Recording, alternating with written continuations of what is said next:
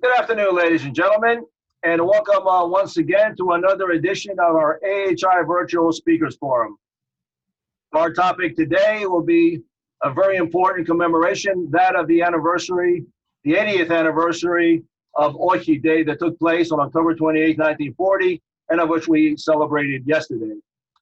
As always, we are broadcasting from you from our AHI headquarters in Washington, D.C., and my name is Nick Larigakis. I'm president of the Hellenic Institute, and it is an honor to have all our audience join us here once again. We must continue to honor the legacy this day left on the outcome of World War II. For in 1940, with Europe under the heel of Nazi Germany, and with Britain fighting the Axis powers alone, Greece's reply on October 28th of OXI to Mussolini's surrender ultimatum gave hope to the forces of freedom. Greece, vastly outnumbered, ultimately defeated the Italian army and pushed them into the mountains of Albania. The defeat of Mussolini resulted in the first defeat of the Axis in World War II, proving that they are not invincible. Although Greece eventually succumbed to the Nazi war machine, it did not occur without a valiant effort that included a brave stand at the Battle of Crete, which caused Hitler to delay his invasion of the Soviet Union, called Operation Barbarossa. Many military historians believe that this ultimately did change the course of World War II. And if I may, editorial writer for the New York Times in April of 1994, Karl Mayer, said the following. He stated that Hitler believed that the several weeks it took Germany to subdue Greece was responsible for his losing the war against the Soviet Union. Even today, we still see Greece's resiliency come to the forefront as it endures countless acts of provocation and aggression at the hands of Turkey. Indeed, the legacy of OXI Day does remain. And to take us now deeper into OXI Day's significance, we are pleased to have with us two distinguished presenters. They are Dr. Thomas Galent, Professor of Modern Greek History and Archaeology, Center for Hellenic Studies, University of California at San Diego, and Dr. S. Victor Papacosma, Professor Emeritus of History and Director Emeritus, Lemnitzer Center for NATO and European Union Studies at Kent State University. I will introduce them separately as they present, and we will begin today with Dr. Papacosma. He is a professor, as I said, Emeritus of History and Director Emeritus of the Lemnitzer Center for NATO and European Union Studies at Kent State University, where he taught for 42 years until 2011. He received his AB from Bowdoin College and his MA and PhD from Indiana University, with a concentration in Balkan history. He has published extensively on Balkan issues, particularly on 20th century Greek politics and security issues. He served as an officer of the Modern Greek Studies Association and its executive director for 10 years from 2004 to 2014. Since his retirement to Brunswick, Maine in 2011, he has been offering courses in the Mid-Coast Senior College, an old friend from the past where we've had him on numerous past presentations of the American Hellenic Institute. It's a pleasure to see you once again and to welcome you to this commemoration of OXI Day, Dr. Papacosma, and I give you the Zoom floor. Thank you very much. It's a pleasure to be back virtually. I will give a sort of summary of developments in Greece up to the outbreak of war, after which Tom will take over.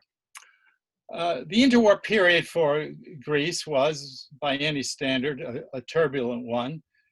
The end of World War I did not come in 1918 for Greece, and Greece became involved in its unfortunate Asia Minor campaign, which ended up in defeat in 1922, and with the influx of well over 1 million refugees. The interwar period in summary fashion was characterized by 6 military revolts, a monarchy replaced by republic in 1924, then monarchy restored in 1935. However, liberal parliamentary institutions, albeit battered, were still in place at the beginning of 1936. Such was not the case for virtually all of Europe east of Switzerland, which had rightist authoritarian regimes of one form or other up to the Soviet border. And although there were examples in Greece of individual military officers and politicians being attracted to Italian fascism and German National Socialism, extreme nationalist fascist-style parties had developed neither an effective presence on the Greek scene nor a parliamentary representation. The Greek Communist Party, KKE, the acronym, had increased its popularity during the economic crisis of the 1930s, but was only able to attract 6% of the vote in the January 1936 elections. The dominant divide in Greek politics was drawn between party groupings supporting the monarchy and those advocating restoration of the republic. Parliamentary stalemate set in with neither bloc able to form a government independently of the other without the support of the 15-member communist representation in parliament. Complicating the situation were the deaths of several prominent political leaders, including that of the apolitical Prime Minister Constantine Emeritus on April 13, 1936. In the political vacuum created by inertia and uncompromising positions of the two blocs, Ioannis Metaxas, head of the small Free Opinion Party, with only 7 seats in parliament, surfaced as the trusted choice of King George II to become prime minister in late April 1936. Metaxas was authorized to assume extraordinary powers in time of crisis, and similar to paths taken by authoritarian counterparts elsewhere in Europe, he systematically went about consolidating his power base. He ordered the bloody crushing of labor unrest inspired by the communists on May 9th, which resulted in 12 dead and 200 wounded. Metaxas responded to other related incidents with force. He in turn started placing trusted associates in key positions. Liberals and populists, the two major opposing parties, were on the verge of shelving grievances to form a coalition government. To forestall that likelihood, and ostensibly on the grounds of countering labor unrest and the call for a 24-hour general strike on August 5th, King George authorized Metaxas on August 4th to impose emergency decrees dissolving parliament, proclaiming martial law, suspending articles of the Constitution guaranteeing the liberty of the subject, and mobilizing transport and public utility workers. Numerous arrests of leftist leaders, among others, accompanied these proclamations. Metaxas pronounced his reasons for action. He emphasized, and he over-exaggerated actually, the communist actions. He spoke about the bankruptcy of political parties and that it was a time of European crisis. And just about 3 weeks before that, the Spanish Civil War had broken out when Franco's nationalist forces invaded Spain to overthrow the leftist-inspired Republican government. Now, King George obviously had abandoned his earlier public positions. He had returned to Greece the preceding year from exile with aspirations to be a national leader and not of just the conservative faction. This was the influence, apparently, of his British exile period of close to 12 years. Well, who was Metaxas, who would emerge as Europe's newest dictator? Well, he had a checkered political career. He was a respected military officer. He had studied in Germany at the Kriegsakademie at the turn of the century, the preceding century. He had been dubbed Der kleine Moltke, the little Moltke, by a German officer who was familiar with his outstanding academic successes. He headed, in another important aspect of his military career, while on the general staff in 1915, he oversaw a study which concluded against a policy for Greece to militarily invade Asia Minor, bringing out that there would be hostile local population, extended logistical lines, etc. And these, in fact, proved to be prophetic when Greece did become involved from 1919 to 1922. Well, he was closely associated with King Constantine, who was reputed to be pro-German by the British and the French. His wife was the sister of the Kaiser. He advocated a policy of neutrality, which really favored German strategic objectives in Southeastern Europe during the war. And Metaxas was his loyal, shall we say, officer on the general staff. Well, ultimately, the Allies, the British and the French, were able to force Constantine's ouster in the summer of 1917, early July 1917, and he went into, and Metaxas would go into exile with Constantine, only to return with the return of Constantine I in late 1920. He became a political party leader in the 20s and into the 30s, never commanding a huge following. He was conservative. He was, however, a conservative who tended to march to the beat of his own political drums, never affiliating himself closely with any other parties. In turn, he was seen as very bright. Now, he would, as we say, be the dictator. And I have to give an anecdote, sort of as a profile of Metaxas, and one which was presented by Sir Michael Charles Michael Pallaret, who was Britain's minister in Athens.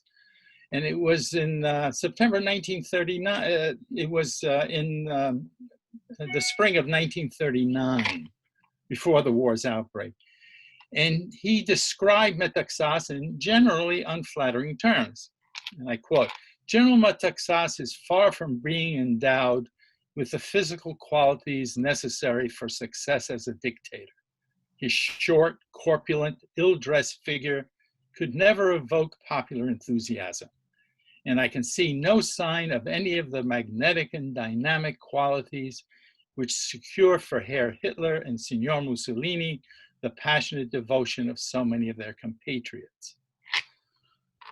He was a controversial leader when he took over, and as a result of the harshness of his regime. And I'll mention some aspects of the regime. Although King George studiously remained in the background and Metaxas was constantly in the public eye, it was King George who controlled the broader direction of governance. Metaxas implemented policy and micromanaged affairs to the extent that he also took on the portfolios of the Ministries of Foreign Affairs, Armed Forces, and Education. And by late 1938, he had also assumed the deputy ministries for public security, press, labor, and market control. He was all over the place. The loyalty of the armed forces, so critical for maintenance in power, was largely behind King George. So there was never any prospect of Metaxas trying to play off the army against King George. And so basically Metaxas never did anything that would not have been approved by George.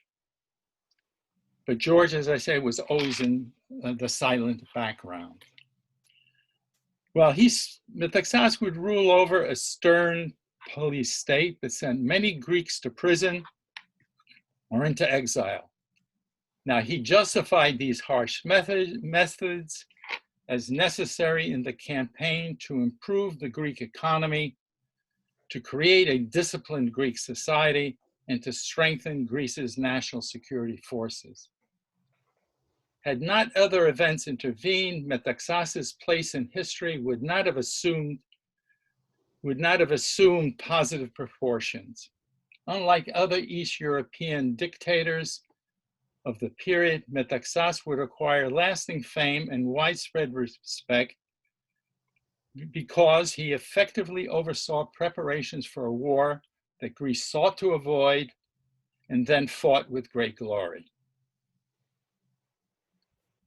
Within existing capabilities, Metaxas initiated effective training and rearmament programs for the Greek armed forces in preparation for a future war. Defense outlays increased considerably to the extent that they comprised nearly 1/3 of total state expenditures in the 1936 to 1939 period. He oversaw construction of an extensive line of fortification designed to resist an attack from hostile Bulgaria. As much as possible, Metaxas bolstered programs for increasing Greece's self-sufficiency in vital areas of arms production. While advances were made in a number of areas, Greece still depended, as in the past, on purchases of British and French armaments. For example, bombers and destroyers. But now Germany, which had developed an increased presence in Greek economic affairs, as it had with other East European states, Germany became a main supplier. There were related improvements in the training, efficiency, and morale of Greece's armed forces, which also occurred during Metaxas's dictatorship. Now, so we call it a trade-off to the hostile measures. There were certain populist measures that can be mentioned in quick fashion. For example, he authorized the use, Metaxas authorized the use of the demotic, the demotiki glossa, for Greece. This was the language of the people, the popular spoken language, which countered the formal and usage and previously authorized usage in law, education, church of Katharevousa.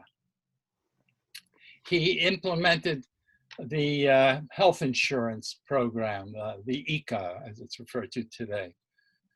He authorized an 8-hour workday, minimum wage levels, and unemployment insurance. The life of the Greek worker only marginally improved when all is said and done, despite these seemingly progressive measures. And I might mention also in passing that unlike the other, virtually all of the other East European potentates, dictators, Metaxas came out in support of the Jewish minority in Greece. He spoke out against any anti-Semitic measures in the population. Now, the area of foreign policy. I'm going to have to wrap it up. Okay, I'm getting there, sorry. Okay. I could pick that up if you want, Victor.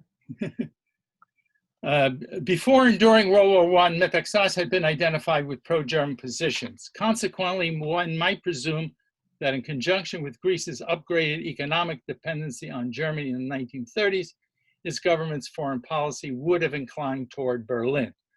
Such would not be the case, and for some quite pragmatic reasons. King George II had established rather solid pro-British credentials during his exile in England.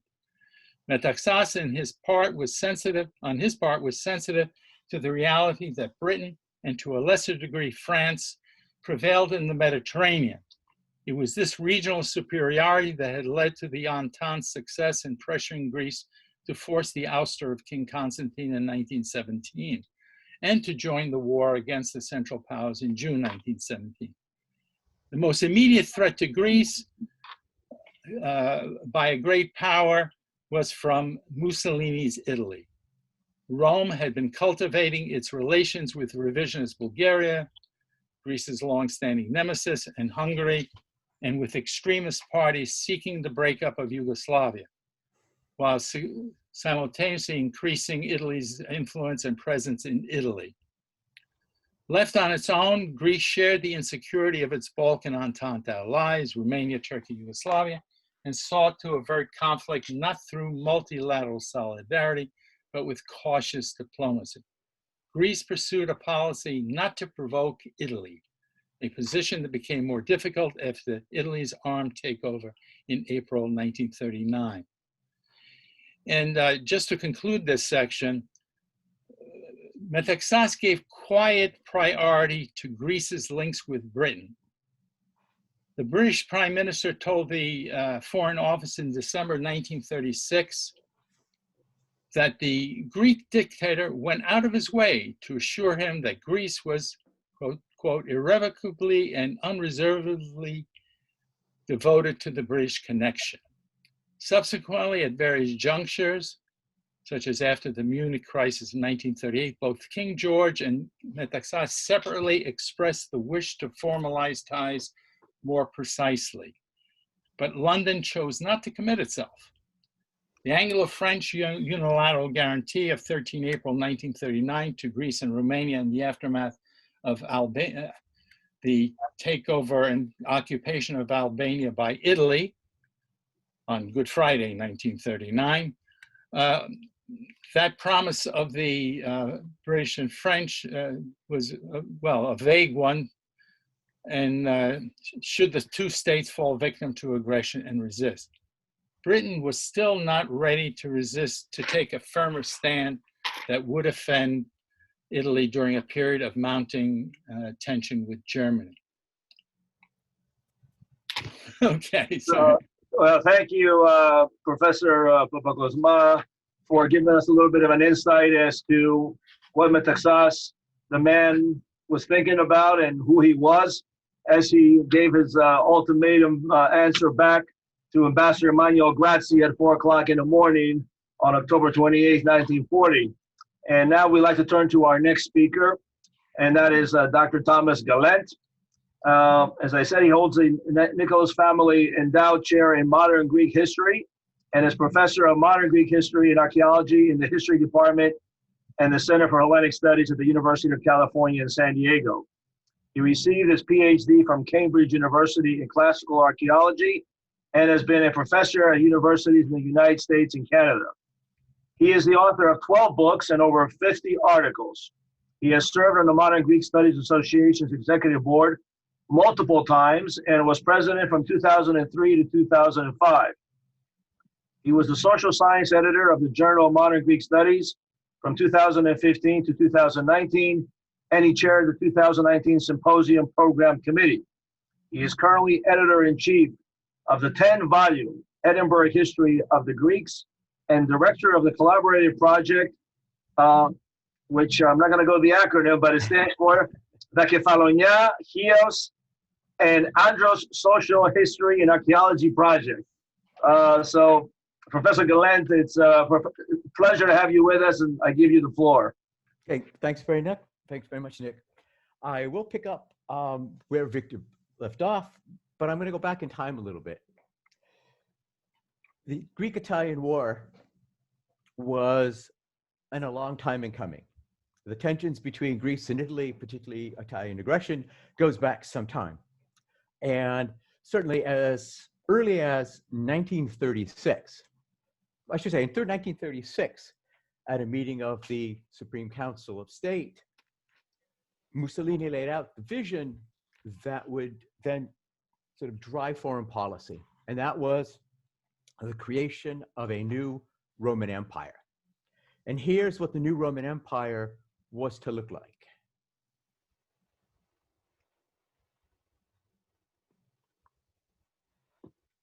Not only, of course, Italy itself, but they envisioned that some countries or some areas they would take over and directly annex. And you see those in the darker colors here, the ones that says annex. Others would be made dependent client states, and which Mussolini would impose rulers who were sympathetic to him and whom he could control. Spain was to be incorporated into the Italian sphere of influence, parts of North Africa. But of course, what interests us is Greece.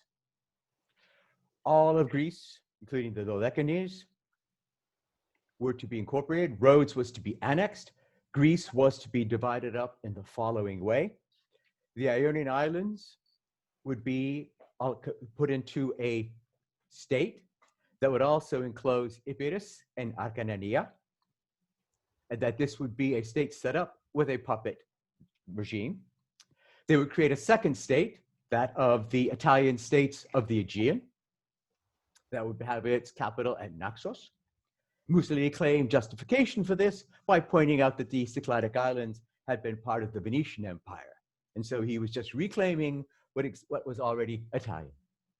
Macedonia and Thrace were to be incorporated into a second state that would be annexed into the empire. And then the rest of Greece would be placed under a puppet regime. What they wanted to do, this meeting takes place after George had been restored, and they wanted to replace him with his brother Paul, whom they felt they could more easily control. So the tensions between Greece and Italy had been building for some time. And there would be a number of factors why it would take place when it did. Now, as historians, we have to ask not just why things occur. Why did the Greek-Italian War break out at the end of October? We also have to ask, why did it occur when? So what we're going to see is there were a series of events that ratchet up the tension that lead to war. Well, in the spring, as Victor mentioned, on April 4th, 1939, the first step in the grand project was undertaken. Albania was annexed into Mussolini's regime, and they begin to mobilize, to move there and to mobilize a considerable armed force. As mentioned earlier, the Second World War breaks out on September 1, 1939, but it's going to be 9 months until Italy actually joins the war effort. Mussolini was playing it very cagily to see what would happen with Spain, but also in the Balkans. And most importantly, he wanted to see how successful Hitler would be in Europe. It's not a coincidence that the Italian declaration of war occurs one day after German forces took Paris. Mussolini gauged that Hitler was on the verge of success, and he wanted to make sure that he got his. And so from that point on, tensions increased even further. In the summer, there was a propaganda war in which Mussolini's propaganda machine went into overdrive to try to place the blame on Greece, saying that Greece was the aggressor, and pointing out and even manufacturing episodes, like one that takes place on the border in which 6 Greek soldiers apparently crossed the line, and it almost triggered the war. And this was in late July. The next real point of tension occurs in August 15th, 1940, when the Greek cruiser ship called the Eli, which is actually made by a New York shipping company, was sunk. Now, we know that it was sunk by torpedoes fired by the Italian submarine called the Delfino. But at the time, of course, when the ship blew up, it was uncertain what happened. It just was further confused by the fact that the torpedo hit the boiler room. So it looked initially from those on shore that it had been a boiler room explosion. But Delfino had fired 3 torpedoes at the Eli, and having expert aim, only 1 hit. And so what proved that it was an Italian submarine that fired it was the torpedoes, one of which didn't explode. So they had that. Nonetheless, as Victor pointed out, Metaxas was not ready for war. And so the official Greek line was that they did not know who had sunk the Eli. So this feigned ignorance didn't mask the fact that war was coming. And indeed, let me go back to the whiteboard for a second here. And indeed, the significance of the event, the sinking of the El, should be seen here. This is the headline, this is the front page of the New York Times only a few days after the sinking of the Eli. And we see here that it made the front page of the New York Times. It was clearly a momentous event because it also led to the creation of a pact between Britain and the Greek government. As you can see, it's discussed right in the headlines here. So,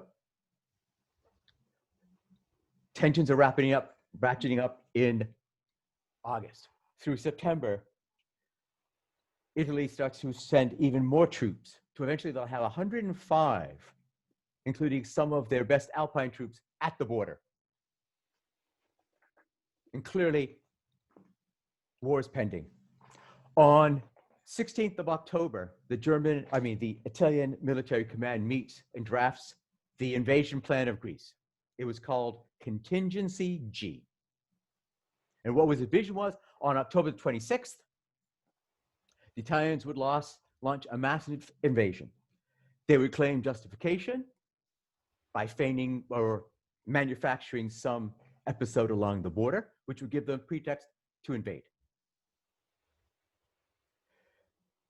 They didn't invade on the 26th because Oki Day could have been the 26th, but inclement weather made them put it off. Until finally on the 27th, they determined that by the end of the month, particularly the 30th, there was a big storm over Greece at this time.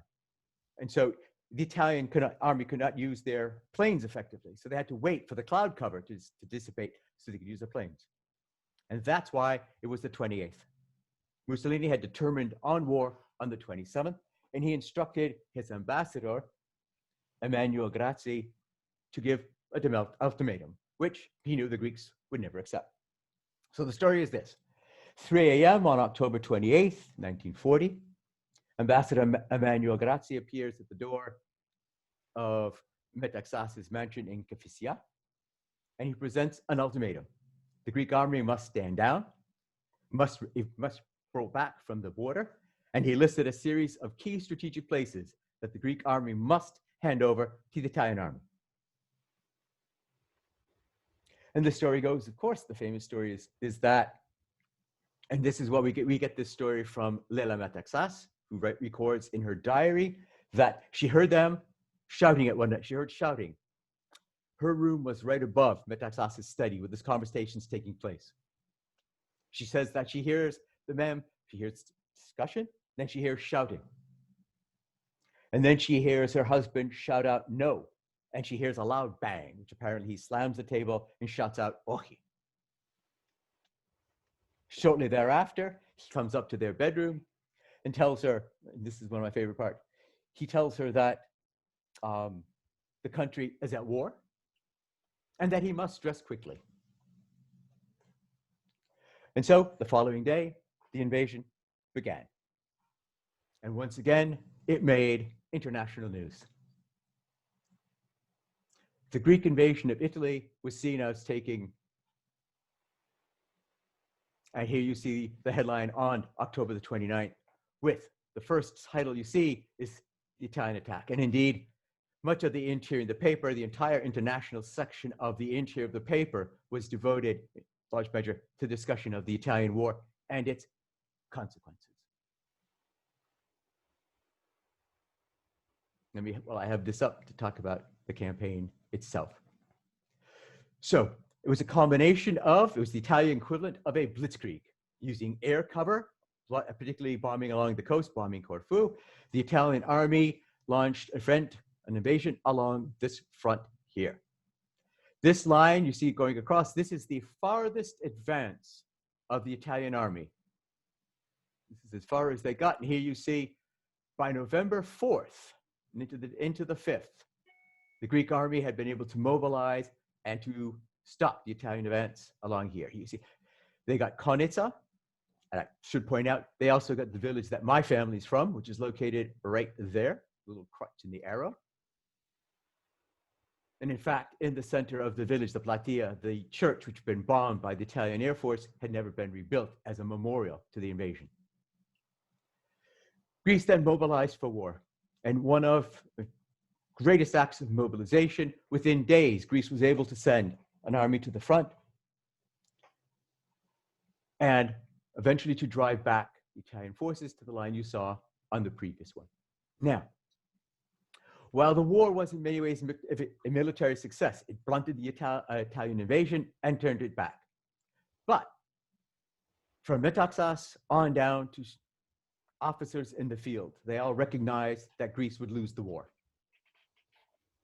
And even though supplies were arriving from Britain and France, Greece was desperately running out of armaments. Here is a quote from a captured Greek officer under interrogation by the Italians. This is from the Italian archives. He tells the Italian officer who's interrogating him, quote, "We are sure that we will lose the war." But I like this part. "But we will give you the spanking you need." And indeed, the Greek army did. To the extent that by the spring of 1940, the Italian forces were being pushed deeper into Italy. I mean, deeper into Albania. And it is at this point, with his great invasion, the invasion plan of Operation Barbarossa ready to go into effect, that Germany decided that they had to stabilize its Balkan frontier, its soft underbelly that had always been the Germans' weak point. And so the invasion of Greece was launched in April of 1940. And then would begin Greece's resistance to Axis occupation. But that's a discussion for another day. Thank you. Well, thank you, gentlemen, for your comments. Let me start our Q&A here and remind our audience that you can use the Q&A function at the bottom of your screen to submit a question. Regarding the mobilization that you talked about, Dr. Galent, so Metaxas, even though he knew that Italy was looking to invade at some point, there wasn't a mobilization of the Greek military up in the Albanian border. It came days afterwards. Yes. Yes. Excuse me. Here are some of the headlines of the Greek newspapers on the 29th. "Greeks to arms. Police the fold. The enemy has come." Then in a box on the side of this is one of the "Our lives in the service of the fatherland," calling all Greeks to mobilize. And indeed, agreements were made, for example, with the leadership of the Communist Party that those who had been political prisoners who would be released would join the war effort. And indeed, so what we see is a real mobilization of the country. But the supplies, military supplies, were in short. And in particular, the latest cohorts, most recent cohorts being called up, were simply not prepared. And so Greece was in a difficult position. The actual hardcore of the army capable of matching the best of the Italian army was only the Abzones and some of the other elite corps that constituted maybe 20,000 men. So the rest of the army consisted largely of conscripts who had insufficient training. So the country mobilized quickly, and it was amazing what was able to be done in that short span of time. But as that Greek officer made clear, this was a short-term victory. The only way Greece could sustain it was with direct intervention on a large scale by Britain. Not France, of course, because France is out of the equation now. And of course, that was not forthcoming. And ultimately, they did push it back into the Albania, and therefore had them on the run. So can you say that ultimately was just the Italian army was just that inept in terms of being able to, take over they had a mechanized military against Greece's unmechanized military, and way undermanned at every level, and yet even though it took Greeks a number of days to even mobilize up to the front, and they were already there ready to cross the line after. Yes. It's incredible still, and again, just seems to be ineptness on behalf of the Italian army. I mean, would you say that? I would say it ineptness. The problem was this for the Italians. Remember, Mussolini's ambitions were not just Greece, but all of the Balkans, in particular Romania, because of the oil fields. And the Italian army, the Italian forces that were in Albania, were only a small fraction of the Italian army. The Italian High Command had kept a large part of their army, was mobilizing it, not for the invasion of Greece, but the invasion of Romania. And this was another reason. See, Hitler and Mussolini were not coordinating on this. They, in fact, were opposed on this. And so as soon as German intelligence learned about the mobilization of the Italian army to invade Romania, that also contributed to Germany moving more and more to an invasion itself. And that was to prevent the Italians from getting there first. Okay? Victor, you wanted to add something? Well, actually, yeah, the Germans had arranged very tight agreements with Romania, drawing them into the tripartite pact, and so that facilitated. And the Romanians themselves, for one reason or another, felt more close affinity to Germany at this particular point in time than the Italians, yeah, despite their linguistic affinity, etc. I just want to make one point. I left this for the Q&A, not to burst anybody's bubble, but the apocryphal story that I read, which is now the standard narrative, well, it's probably apocryphal. What we do have is Emmanuel Grazie's memoirs, which again were after the fact, but we also have his dispatches that he sent back to Rome after the discussion. And what he says Metaxas actually said to the ultimatum was, in French, alors c'est la guerre. Right. Since this actually rings true, because Grazie spoke no Greek. So he and Metaxas were not conversing in that. And the language of diplomacy was French, in which Metaxas was fluent. So that their discussion was in French, I think is very clear. So that Metaxas would respond in French makes sense as well. Well, OXI remains this incredible symbol, as it should, right? Because it does capture the essence. It's not exactly what was said at the time. Oh, it doesn't take away from its significance, but it's historically, that's not what happened. But I did hear for the first time you allude today in terms of what his wife said here in the bedroom above, that he did use the word no as well within the same discussion.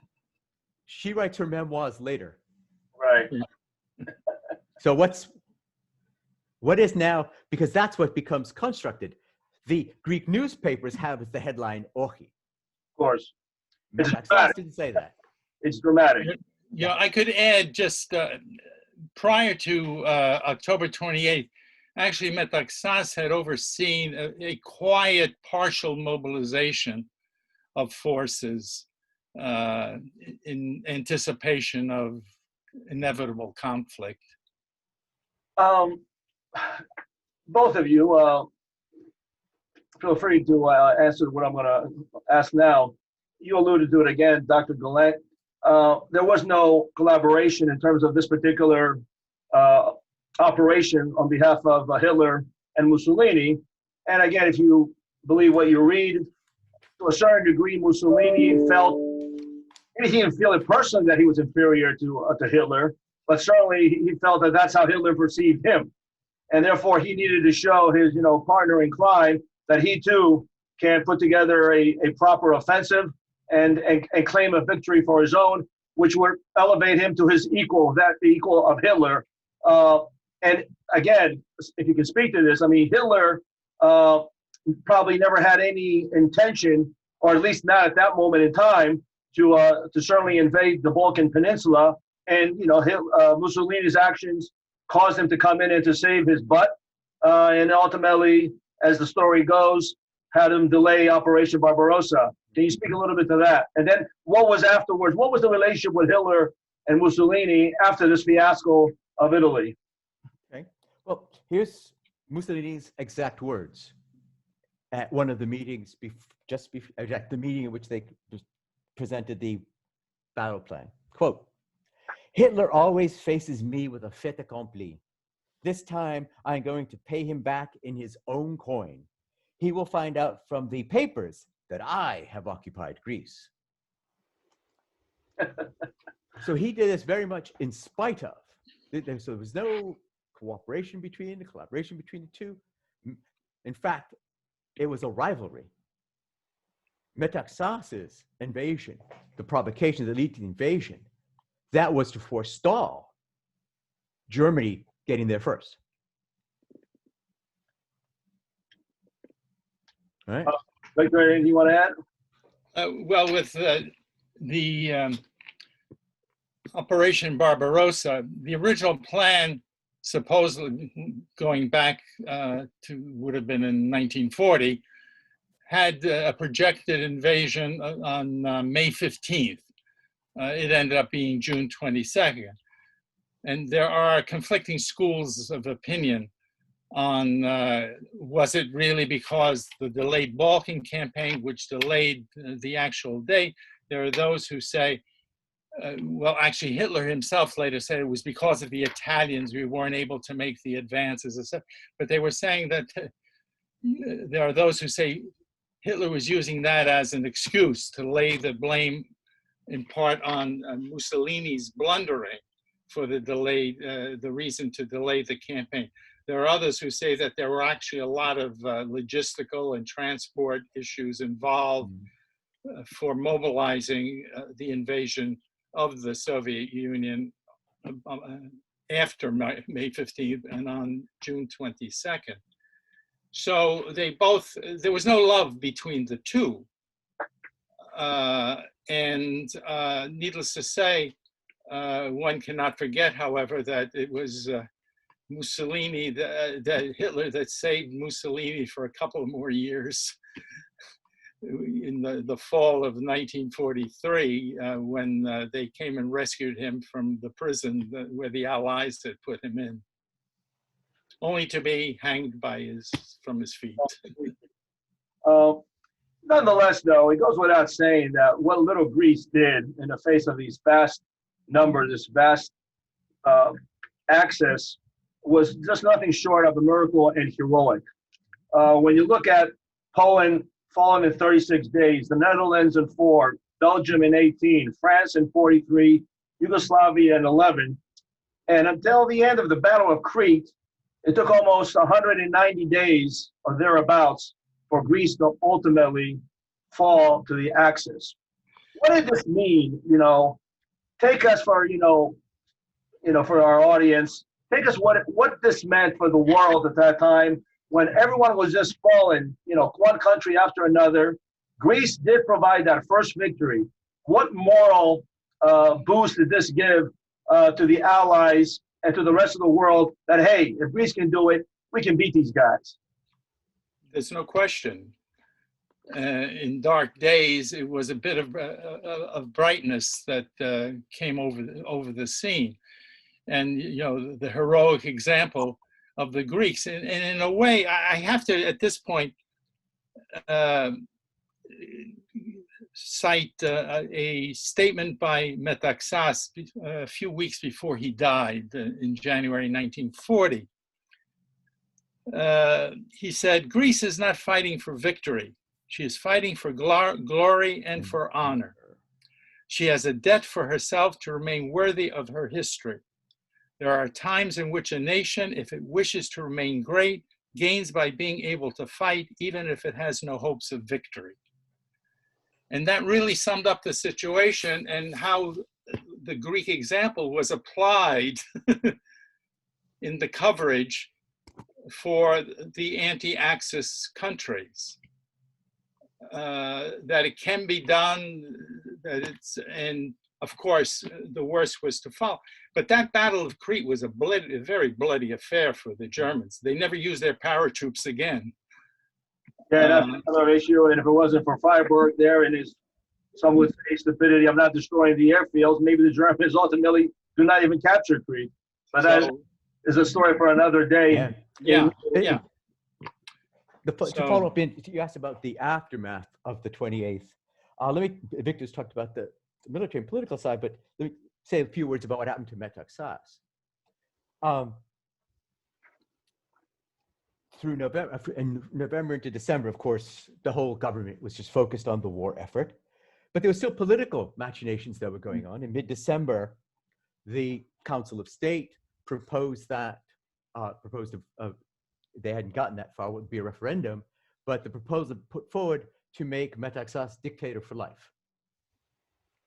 And he actually, in my opinion, I'm not a big fan of Metaxas, but what he does in November, December, and into January is really Herculean. We know that from his diaries and from other accounts that he was putting in 16, 18 hours a day. Remember, he held 4 ministries. He wasn't just prime minister. He was minister of war. He was minister of transportation, and 2 others that escaped me. But you know, he was most of the cabinet. And so all of this responsibility was falling on him. And of course, this led to deterioration of his health. What actually led to his death seems to have started with some abscesses that appeared in his mouth and his neck. And the speculation is that some of the abscesses became infected. And that's what finally took him on the 29th of January. But in between October 28th and January 29th, Metaxas basically stepped away from many of the policies that Victor had laid out. He actually did try to bring the country together, opening and allowing political prisoners of all stripes back, allowing avowed leftists, communists to join the army, or to otherwise mobilize for the effort. The rapidity with which he was able to mobilize economic sectors from the countryside to factories is amazing. We can't just don't focus on the military. Think of a nation mobilizing for this. Everything in those 3 critical months and into the spring. And of course, we have to remember, in terms of what the outcome was, we have to remember that the winter of 40-41 was the second coldest winter, I believe, in the 20th century. The snowpack in the Pindus was 7 to 8 feet, 10 feet, 12 feet in places. It was so cold that engine blocks were freezing. In my book, I give a couple of passages from Memoirs of soldiers who fought in the war. And one guy talks about waking up and reaching over to his buddy in the trench hole to find him frozen solid. That was the suffering and the effort that it took to blunt that Italian invasion. And that's why it is truly a heroic undertaking. No doubt about it. There was a lot of suffering that took place there. Jeremy, your opinion, I mean, you alluded to it a little bit, Victor, but if you can just give me your opinion, although we'll debate this maybe forever, did Greece's efforts ultimately change the tide of the war, in your opinions? It influenced, I would say, you can't say turned the tide as such, actually it influenced for some of the reasons that we already mentioned, by example, by paradigm, and then also with the resulting struggle. The resistance, when all is said and done, Greece, because of all the horrors inflicted on it, and that it experienced, lost 6 to 7% of its total population. And only matched by, I think, Poland and certainly the Soviet Union, which was even more. So it was really a very, very dramatic moment, and not just in Greece's history, but in world history. And I have to refer to Jim Marquetos, who a couple of days ago gave a presentation, a virtual presentation, on the Greek War Relief Association, which was very dramatic, which brought on the support of many prominent people here in the US to help Greece during this period. And then we can go on and talk about the British, the Special Operations Executive Forces, clandestine forces in Greece, and also the Office of Strategic Services, the American OSS forces, which arrived later in 1943, which had their own got embroiled in their own difficulties with what would be domestic rivalries within Greece. But it was an area which required the Italians to be there to keep these Greeks under control, the Germans there. It was not an easy place for anybody. Since you I mentioned, would say, my ahead. response would be that the Greek resistance, the Greek-Italian War, followed by the resistance, played, I wouldn't say, it contributed to the war effort in important ways. It forced Germany and of course Italy to divert resources. The resistance blowing up the Gorgo-Potamos Bridge, cutting off oil lines. So the Greek effort, one, practically contributed to the war effort in important ways by, again, forcing resources to be expended. Second, symbolically. One of the reasons I presented those headlines from the New York Times was to give the audience, to show the audience that what was going on in Greece was of world importance. It's making the front page of the New York Times. I could have picked the Chicago Tribunes, the LA Times, the London Times, and you would have found the same thing. So what was happening in Greece reverberated around the world. To that effect, can you speak? My understanding is that because, again, of the fear resistance between the Yugoslav partisans and obviously the Greek guerrilla resistance, I've read that as many as 28 German divisions were tied up in the Balkans because of this fierce resistance that ultimately were not be able to use on D-Day. And again, some claim that this was significant and that these divisions were not able to be used there. Anything you can speak to that effect in terms of how important this was or was not regarding the invasion and repelling back the invasion of D-Day? Well, actually D-Day had, Churchill always wanted for more things to be happening in the Mediterranean before any D-Day would occur. Stalin and even the American leadership wanted a landing in Western Europe to occur earlier. And so Churchill emphasized the Mediterranean, Eastern Mediterranean more than his other wartime leaders would have preferred. I don't know if 28 division, well, it could be. I don't know. It's an awful lot. And there's no question that there were diversionary efforts there. After the successful campaign in North Africa, everybody knew there would be a landing in Europe. Where? The British sort of set things up. There were only about 2 British officers with the Greek resistance who knew that the landing was not going to be in Greece. They did an awful lot to divert German attention to Greece, sending more troops down into Greece, and the invasion that took place in Sicily when, as I joke, George C. Scott landed as Patton in Sicily on July 10th, 1943.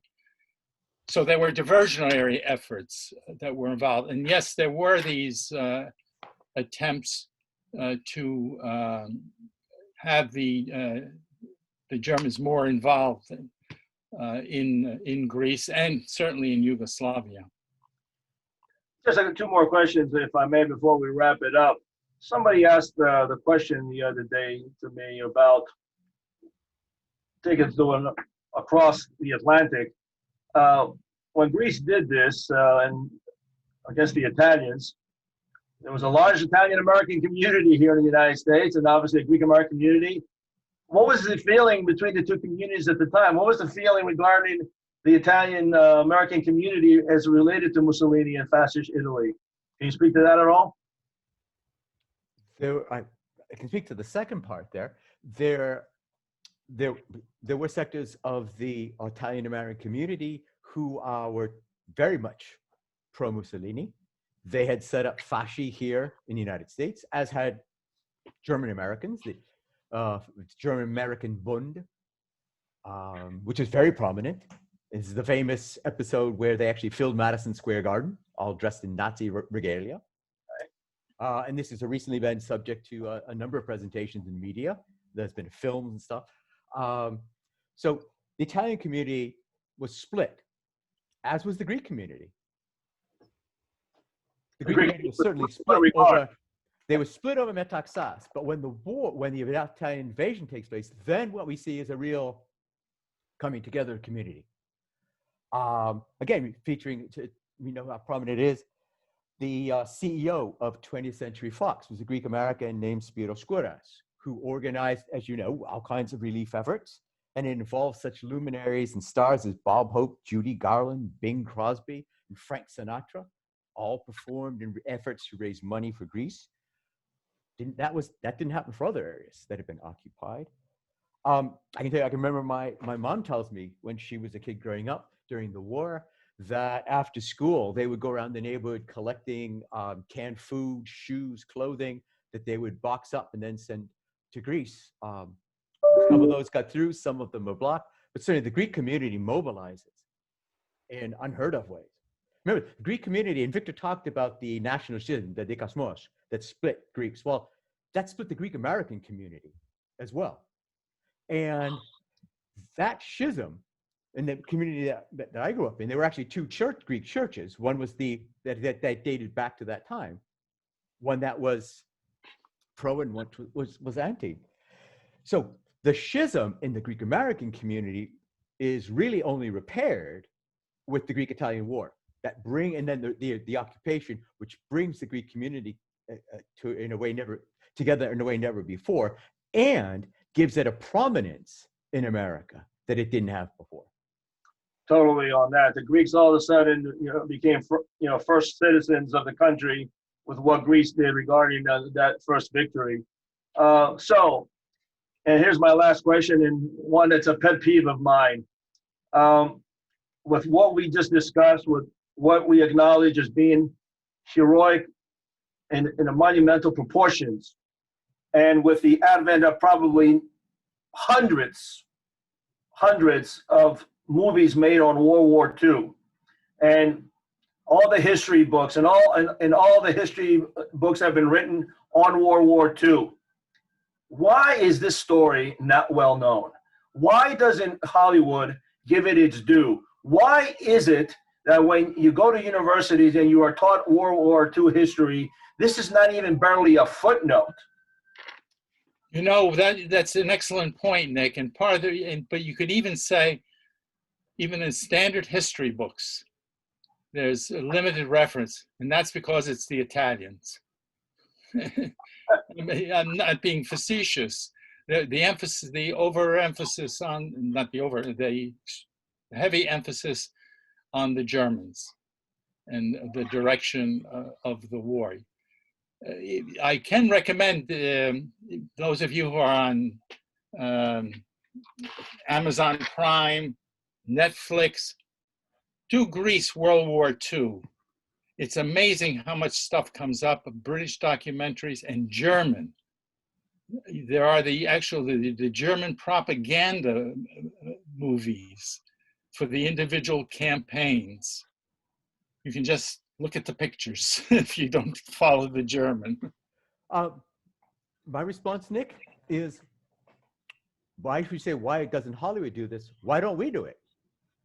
Why aren't we working to put the team together to do, say, a historical documentary on the Italian War, Greek America, particularly on Greek America?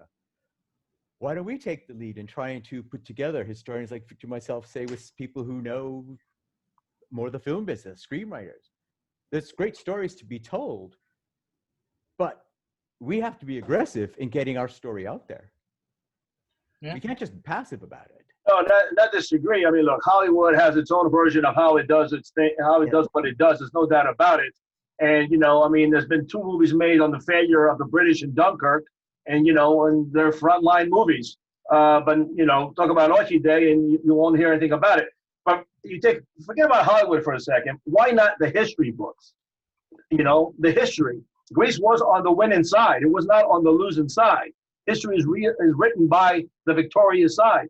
Why, again, at least in historical context, in history books, in mainstream history books, Greece is not given its due that it should be given, at least that. Well, the way we rectify that it's happening now is Victor as well. Name how many titles can you think of monographs that focus specifically on the war, the Italian War? Limited. I know of two, and one of them, they both date from the early 60s. Now, that said, recently published work was a very good book about this period by Spiros Tsoutsoumbas, came out with a major press that focuses just on this period. He's a military historian who's done 2 volumes now, one on the 40s and one on the first part of the war. So there's a lot of good revisionist history going on, both in the US and elsewhere, but certainly in Greece as well. And what's great is there's now more collaboration between those of us working in North America and our colleagues in Greece. But even in Greek, in scholarship written in Greek, this is still a topic that is so undercovered. Yeah. So in other words, let's not just talk about, the role.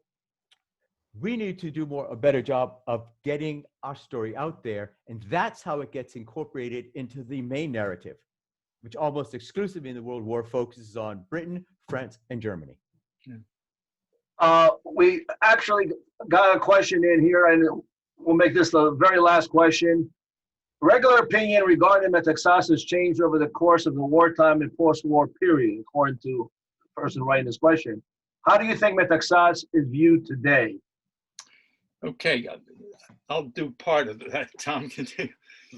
And I was thinking of making a comment. It's rather interesting. I made sort of reference. He has his gloried moment, unlike other East European dictators of the period, and it's because of this what happened with October 28th and what was done. And that's how he even has a favorable niche as far as many Greeks are concerned who were very much in opposition. His legacy, he had no real legacy in the post-World War II period. That is, there was no party that tried to pick up where he had left off, et cetera, within the reconstituted parliamentary setting in Greece. And there were some of his functionaries and ministers who did have a political life afterward. However, his legacy was sort of restored with the junta in 1967 to 1974. Papadopoulos, Makarezos, and several others who were involved in this were military academy students during the period of Metaxas. And you look at some of their rhetoric. Greece is ill, it needs to be, disciplined, etc. Some of that is taken out of the Metaxas period. Now, you can go online. There's a whole website. I sent it actually to Tom, and I can't remember. Just do Metaxas. Wait a second. I've known about that website for years. You know who runs that website? It's a Marquezini's, right? Golden Dawn. Is it Golden Dawn? It's Golden Dawn, yes. That website's been around since the early 2000s. Well, we won't go there. Well, is that the same one? I know there were other ones, but I didn't think this one was. That's the same one, yeah. We're going to wrap it up here. Allow me some final comments.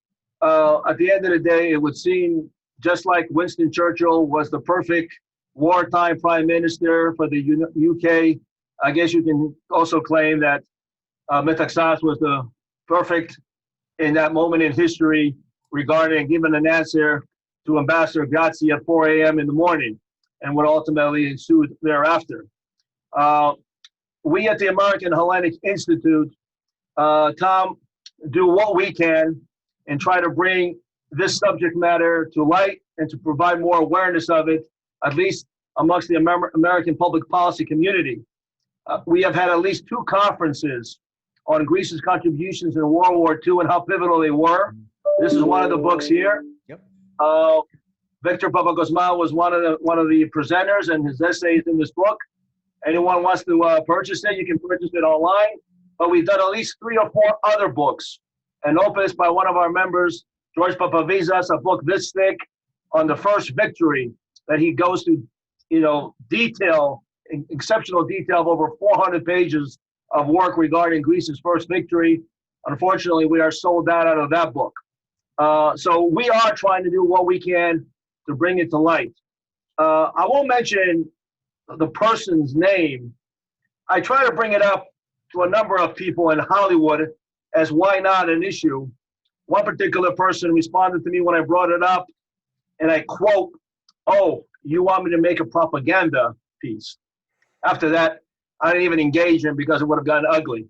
But be it as it may, we need to put the story out because it's an important story of what Greece did.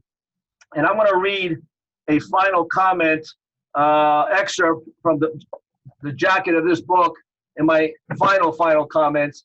But at this moment, let me thank Emily Pantis, our producer for these segments, who always does tremendous work. Elias Yerosulu is our government relations director and who does a lot of research in preparing for these Zoom presentations. I'd like to remind our audience that we are now accepting sponsorships for future Zoom presentations. And don't forget to be a member of the Institute. We need your support. We can't conduct the work that we do without the support of our friends and our members who are listening and who tune in, not every week, but whenever we are able to have these events. The next one will be on the 11th of November, and that's going to be on Salamis, the 2500 of Salamis to Thermopylae. It was something we were supposed to do in March, but we're still in the calendar year, so we're going to be able to do it on that day, and you will get information as to that effect. Let me, of course, also thank our two distinguished professors today for taking the time and availing themselves to this Zoom presentation and of their expertise regarding the subject matter that needs to be continuously always discussed and brought to the attention of modern day society. History cannot be forgotten because when I went to Normandy on a tour and the tour guide to a group of 45 people on the bus spoke about some vignettes of World War II, and she claims to this group that the first Allied victory was Al Alamein. So I tried to correct her, and she acknowledged her mistake, but she did not come back on to make that correction to the group. So it is incumbent, as Dr. Gallant said, for us to be able to take on the mantle and to advocate for all issues that affect U.S. Greek relations from our perspective, of course, in the United States. Let me just conclude by reading an excerpt, as I said, from the back of our publication, our conference proceedings. I'll give you the author's name at the end. I ended to this when we did the Battle of Crete too, but it's important today as it was for that. As the years pass, it becomes more and more necessary to recall and record for new generations just how the people of Greece, alone or with allies, gained and held for their country for a century and more the independence and democracy it possesses today, and how in one special moment in history, Greece, at heavy cost and sacrifice and with great courage and determination, played a pivotal role in World War II in defying the forces of tyranny and Axis aggression that were arrayed against not only Greece, but the whole of Western civilization. It is an inspiring story. General Andrew J. Goodpaster, USA retired, former Supreme Commander of NATO. Ladies and gentlemen, I thank you once again for tuning in today for our commemoration of OXI Day. We look forward to seeing you next week. And until then, wishing you a good day, good afternoon, and thank you once again for tuning in. Take care.